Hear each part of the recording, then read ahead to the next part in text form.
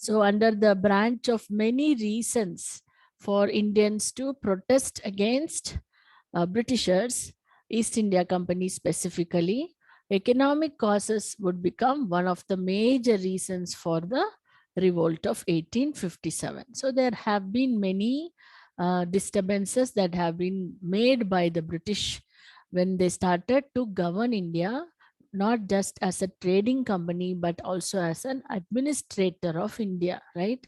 So you find there are many economic problems that have come up in India during this period. Okay, so I am just making a summary of major economic problems. We are not doing a detailed analysis of economic problems. So one of the main reasons or main disturbance that was caused by the British rule in India was the destruction of Indian industries completely. So the British had deliberately, through their policies, have destroyed the Indian industry. They have crippled Indian trade and commerce by imposing high tariff duties against Indian goods. So we find that they wanted to impose high tariff duties on Indian goods, mainly because they wanted to sell the British goods in India at a cheaper price. Okay, and British industrial goods were considered to be very best in the world because they thought that that's the best in the world. The Manchester was producing more textiles in comparison to entire Asia. That's what they were saying. So that means if the quantum of production was very high, that means we need to also have that much of market available for the British goods to be sold. So they wanted to create a market for their products.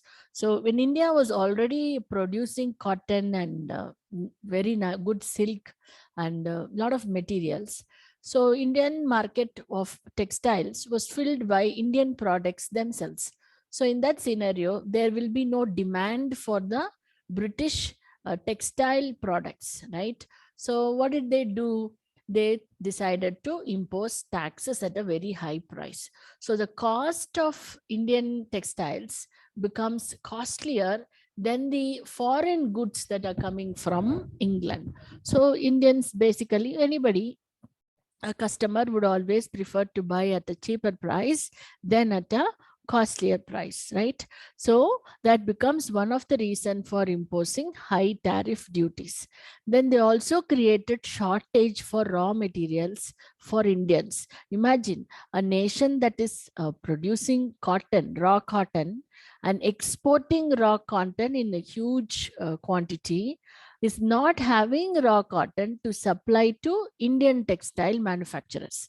Why? Everything is bought by the British company. So raw materials are in shortage and duties are also imposed high. So if the same scenario continues for more than 2-3 years, then I will not be in a position to produce anything in India, right? If I was a textile producer in India, I have to shut shop because I am neither getting raw materials nor I am able to sell the products at a price that I want to sell in India. So we are saying the British deliberately crippled Indian trade and commerce. It was not by accident, by systematic methodology. They want to stop Indian industrial production. Okay. Instead, they gave so much of advertisements and a kind of fantasy was attached to foreign products. Okay. So they encouraged imports of British goods in India and saw to it that Indians are getting a taste of it.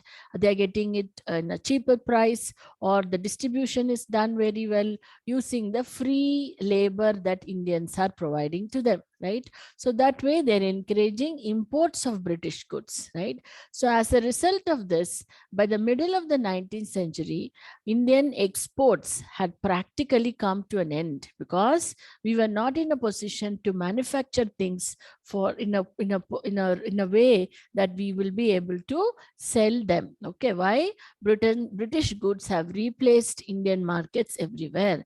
Indian silk, Indian muslin were all now sold sold in the name of British products only. It was not sold by Indian manufacturers at all. So you find that the entire merchant class were completely ruined during the time of English East India Company. So that is one of the reasons for the revolt. The merchants are trying to protest against East India Company and send them out of India. Then destruction of Indian manufacturers, we can continue giving lot of reasons of it. Promotion of import of cotton goods to England was completely destroyed. You remember I told you the English Parliament had to impose a ceiling on Indian textiles to come flowing into England, because English revenue is outflow is very high and Indian products were in high demand. So in English Parliament, they even minuted it, saying that we can't afford to buy Indian goods in such a large quantity. We should we should impose restriction. From that status, what has happened now? We are not exporting anything to the British. So the entire cotton textile industry was destroyed. The people, the laborers who were employed in the textile industry, both cotton and silk, were all displaced. They will be going in search of new jobs, new vocations. So that is what has happened to the labor class as well. So cotton textile industry, Indian manufacturing industry was entirely destroyed by the policies of English East India Company. So the English goods are flooding Indian market and Indian products are getting stopped, right? So that is the major problem. Free trade, and what are they doing? I am the native of this soil, but I have to pay high tariff duty, whereas the British government was giving exemption to the British manufactured goods in India. So it is partiality in both directions. On one hand, natives are being taxed very high.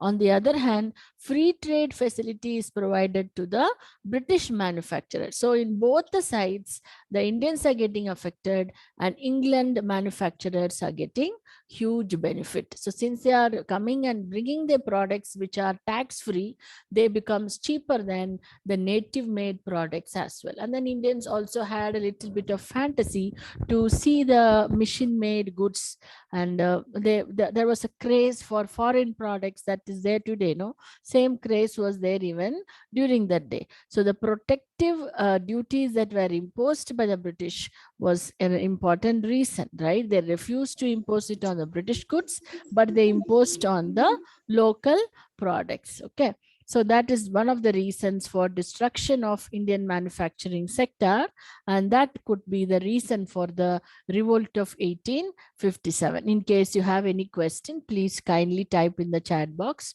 or raise your hand and I can answer your question. Okay, right? So the next we can talk about the pressure on the land. So these are all interrelated causes. So if the textile industry is going to be affected, if the manufacturing industries are going to be shut down, a more number of laborers who are doing trade and commerce or business are going to be unemployed. What happens? They will go back to their original vocation, that is depending on the land. So agriculture will have to face the pressure, right?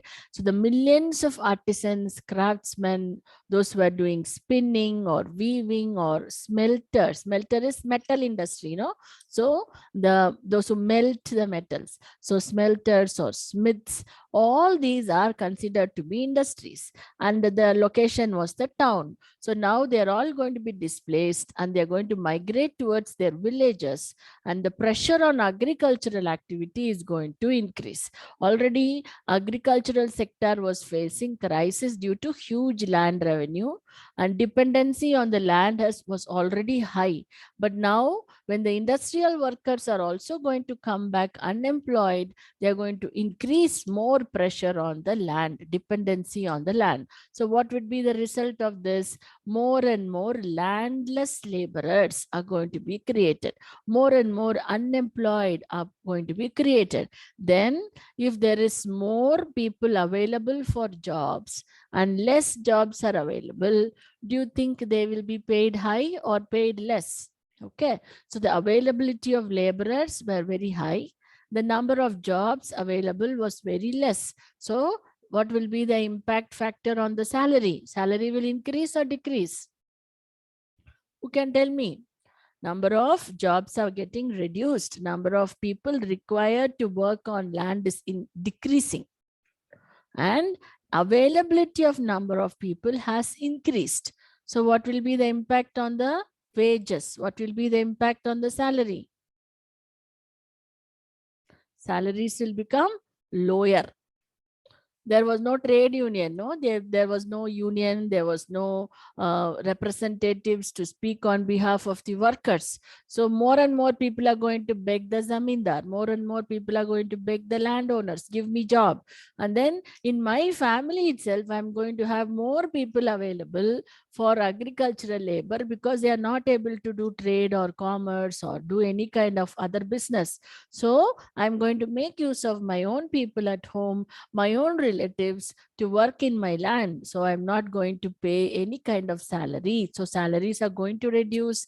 Number of beneficiaries are also going to reduce. So India is now quickly being transferred to a country of, from a country of agriculture to agricultural colony of the British Empire. So the pressure on land is increasing, and see, there is no wrong to cultivate and survive on agriculture. India was basically a major source of income was agriculture. We don't deny that. But now what happens is the people depending on agricultural production has drastically increased. Subsidiary incomes have all reduced. Okay, allied income has reduced, additional incomes have reduced. So number of people available for agricultural jobs have increased. So it is going to create an unnatural cycle in India. And then in the previous class also I mentioned to you a concept called commercialization of agriculture, where instead of food crops, cash crops are going to be given lot of importance. Okay, and then in the commercialization of agriculture, selling of the land is going to become more frequent and more common than in the period of ancestors where commercialization was not there. Okay, so now it becomes convenient for people to consider land as a commodity to sell the land, so they become landless. Then the wages are coming down. That also is going to create a problem. Then instead of producing food crops, they are going to produce cash crops. Okay, food crops, even if it is not available, I mean, even if it is in excess, if I can first take my share for consumption, then sell the other things to the market. So if the market is not buying my food crops also, I used to find a methodology of survival by exchange, by barter. Somehow food crops were able to keep me alive at least. But now when you cultivate cash crops, your dependency on the middleman increases. So you have cultivated indigo, you have cultivated jute. So it has to be procured by British middleman only at a price that was fixed by them only. So India has become an agricultural colony of the British Empire, and the British are going to become the most industrialized nation in the world. So definitely inequalities were spreading, and that becomes the reason for the revolt of 1857. So I'm taking this opportunity in not just teaching you the revolt of 1857, but I'm also talking to you economic impact of the British rule in India, right? And that would be responsible for the protest against the British rule in India. So this is what I'm saying: impoverishment of the peasant class. Land being the chief source of income, due to the reforms introduced by company, they are extracting maximum taxes from the people. They are extracting maximum share of agricultural produce to the East India Company. 50% became normal rate and 75% became little higher rate. So what does the people left out with? Just 20 to 25% share, and the price of the products are reducing year by year. Okay, so that way the peasants are becoming poorer and poorer. So various methods of revenue settlement led to impoverishment and misery of the peasants, and they are going to be exploited by the British. by the company officials, by the middleman like zamindars and landlords and money lenders. So people are going to suffer due to debt and a lot of inequalities in the society. So these poor people are going to be responsible or supporters when the revolt or rebellion takes place in India. Continuing, the English economic policies were definitely responsible for impoverishment of Indians, right? Then we talked about how forcible cash crops were cultivated in India. Particularly, we talked about indigo cultivators, how it was indigo cultivation, teen katya system. So for every 3 portions of land, 1 portion of land should be reserved for indigo cultivation. Why? The British textile industry wanted indigo to manufacture blue dye. So they are forcing Indians to plant that crop in India. And that may result in infertility of the soil, that may result in poor production of food crops, was not minded at all by the British government. So if that was the tragedy, please hear the other half of the story. When the British textile industry did not require indigo, that means they found another chemical compound substitute for indigo. So that means you don't need to cultivate indigo. So then the British could have easily told the Indians not to cultivate indigo. Instead of telling that, they will come out with an offer that if you want to come out of Teen Katya system, you have to pay this much. You have to pay a percentage of your land revenue to get exemption to come out of indigo cultivation. See the tragedy. First, they forced us to cultivate and they took that from us at a very cheaper price. Now, in order to come out of that indigo cultivation, we have to pay them a percentage so that our land can be saved from infertility. So they are not telling, my company does not require indigo. Okay. So both ways you are oppressing the local people, whether by telling them to cultivate or by telling them to pay a kind of compensation in order to get relief to come out of indigo cultivation. So this was basically a very brutal, barbaric, colonialistic treatment of the Indians. So India was reduced to a slave colony where you have to follow the orders of the state without any kind of question. So that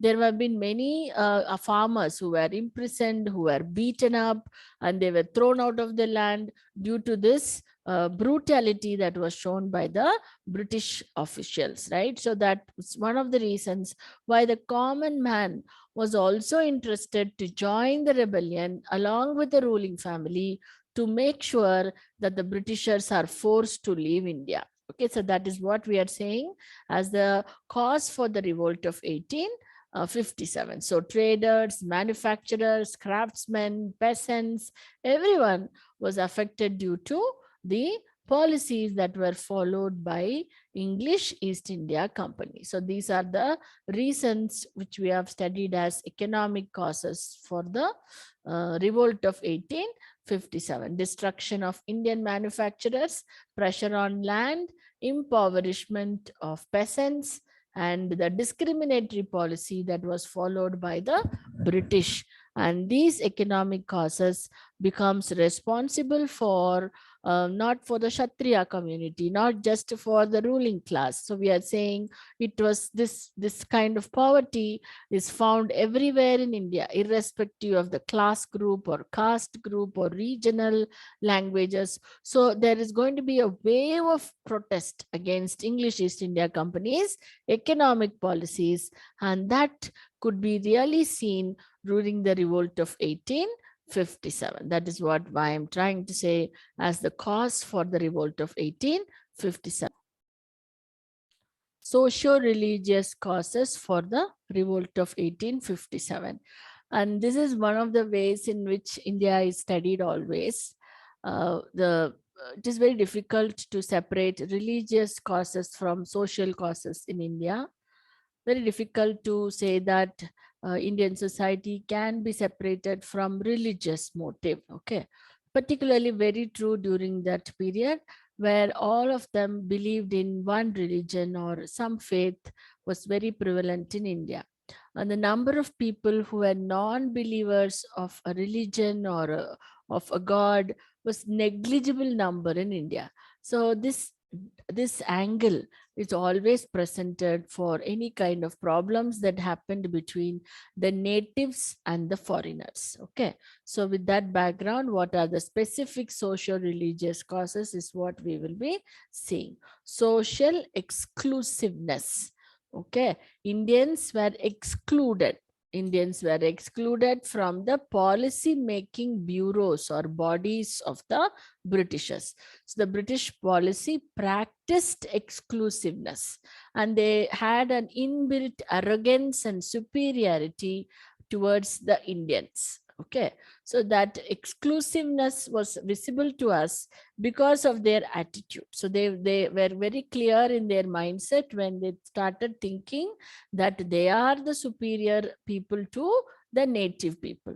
The native people were labeled as either as a robber or innocent who doesn't know anything, or he's always labeled as something, as barbaric or uncivilized or not cultured enough, doesn't know English language, so he was definitely ignorant. So the basic labels that Indians had was very ignorant or very cruel or stupid or not able to do anything. So these are the labels that were easily put upon the Indian people during this time. So the Britishers are policies is definitely was visible, and Indians could feel that they have been excluded from decision making authority. I showed you the video clip in the beginning of the class, and from that clip also you can see the attitude that Indians had always had a sense of pride that they are the rulers or this land belongs to them. And they are also reminding Dalhousie's representative, when you came before, you promised us so much. And when you came before, you had said so much to our ancestors and you had made an agreement. But currently, you're not following any of that. But the person is replying, that was then and this is now, right? So there was no feeling that they wanted to consider Indian administrators as equal to the British administrators. So that attitude difference was definitely there. And then Britishers are making sure that they are more respected than the natives. So that way the natives have to salute all the Englishmen. If I see an English soldier also or any Englishman, then I as a native should go salute him. Why? Is he my teacher, or is he my parent, or has he done something so that I have to go and worship him? That is not an explanation given. Just by the skin color, just because they are Englishmen, we Indians are supposed to go and salute them, right? So they're commanding respect just because they are Englishmen. So that was pricking my sense of pride. So far I was considered to be upper caste, I was considered to be well educated, I was Brahmin, I owned this much of land, I have this and that. But now, simply because he's an Englishman, I have to go and get his blessings. So that's one attitude. We didn't like it. Then if native was on, see, I'm just explaining scenario. If suppose I was on a horseback or I was seated on a carriage, if the Englishmen are coming, I'm supposed to get up, come down from the horse or climb down from the carriage, and then I have to wait till they are passing me by. So that superiority, that an inferiority complex is being given to Indians. So, and then Britishers can insult anybody, beat anybody, but no punishment will be given to them, because the court of law always exempted these Englishmen from getting punishments if they were inhuman, or they even killed an Indian in India. So that way the Britishers were considered to be the upper class in India. The same British man might be considered as lower class in his country because he is not the lord, right? But when it came to India, a soldier in India behaved as if he is a lord of his country, and he expected Indians to obey them. So we were the slaves for them. So this is One kind of arrogance that this was displayed by the British was also responsible for the revolt of 1857. That is one angle. Another angle is the superiority that was shown by the Englishmen in passing of certain legislations. No doubt, some of these legislations were considered to be for the good of Indian people, but Indian people were very much upset that they were not consulted. No majority decision was taken and no opinion was asked from Indians before making these legislations. Okay. And if the legislation was about income or about governance or about administration, Indian common man might not have bothered so much. But these legislations, or some of these legislations, were influencing the society. Okay. In the recent times, when there were controversies with regard to triple talaq system. Okay. So you have an opinion, I have an opinion on the talaq system. Okay. But when the government of India came out with a proposal to abolish that practice, you can see the amount of discussion that happened in India, the disputes that happened in India, right? So today in 21st century, even though that is considered to be a social welfare scheme, but it is not necessary that all of us should accept that act is for our good. Correct? So that is what happened when social legislations were introduced by the English East India Company. So the first question Indians are asking is, why is it your business? It is our business. It is our society. It is our religion. It is our problem. Why are you interfering in our society or in our religious practice or our cultural practice? That is the fundamental question. They are not saying Sati is correct or Sati is wrong. Okay, the basic differences of opinion arises because they are telling, why should a foreign government interfere and pass legislations which are considered to be my religion and my culture? Hijab controversy.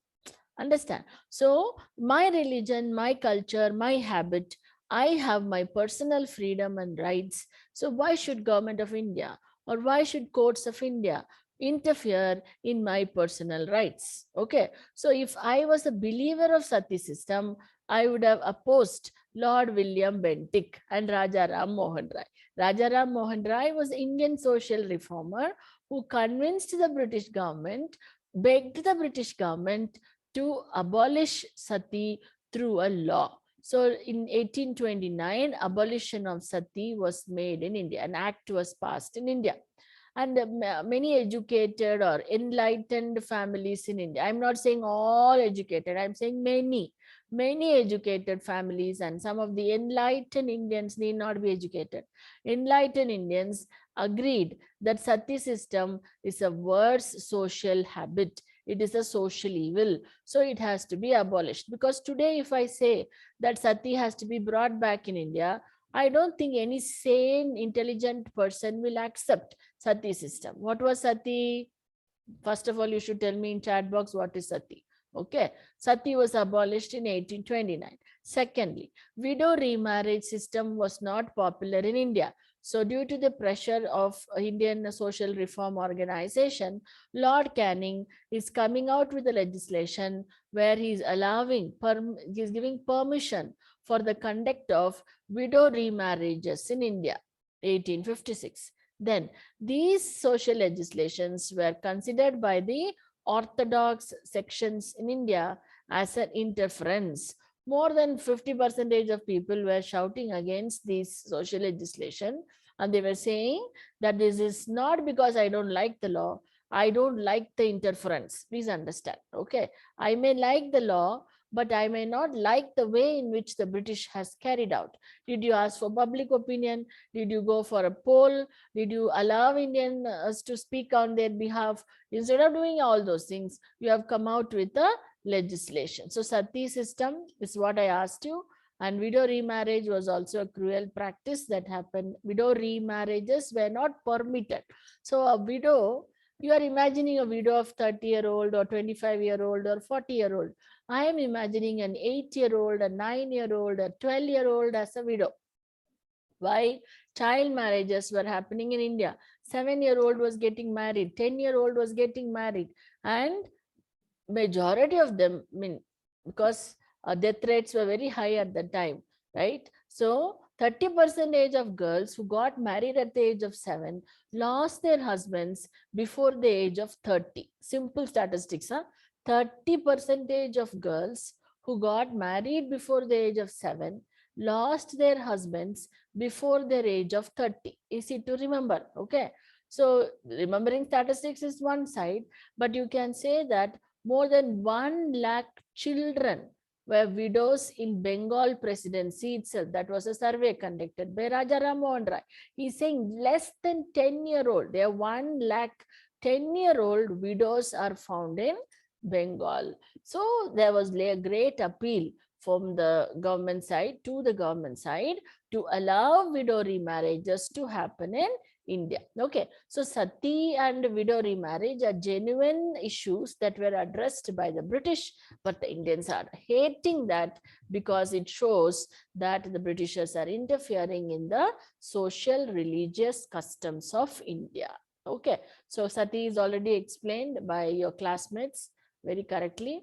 The two laws of 1832 and 1850 removing disabilities due to change of religion, particularly the right of inheritance, also became very unpopular among the Hindus. So they are removing certain restrictions. Okay, earlier, if a Hindu got converted to Jain or Buddhist or became an Islamic follower, then the father of the house, the head of the house, can say that you have to give up your inheritance rights. That means you cannot claim for any kind of family property. If you are changing your religion, you are converting, then you cannot claim family property at all. So from being a Hindu, you became a Jain, or from Jain, you became a Buddhist, or from Buddhist, you became a Muslim, anybody. Okay. So India had a lot of conditions regarding this changing of religion. Okay. So one of the ways in which they kept this was not giving property rights. Already I am sharing my land with my 4 brothers or 5 brothers. So that income is very important for me. If they say that the land will not be my share or I will be chucked out of my house, then I will not easily convert to another religion. So that's why they kept those conditions. But when the British rule is happening in India, they removed those conditions because they wanted to encourage the spread of Christianity through missionaries in India. So 1832 and 1850 legislations removed all those conditions, disabilities regarding changing of religion, conversion.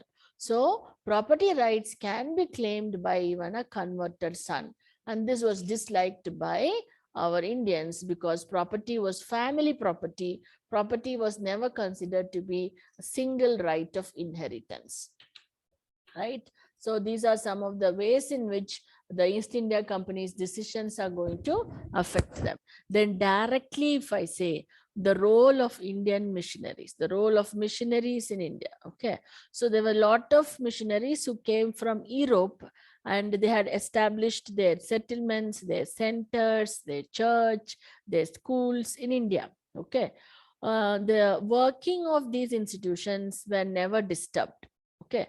The British government also helped in the working of these missionaries and their centers.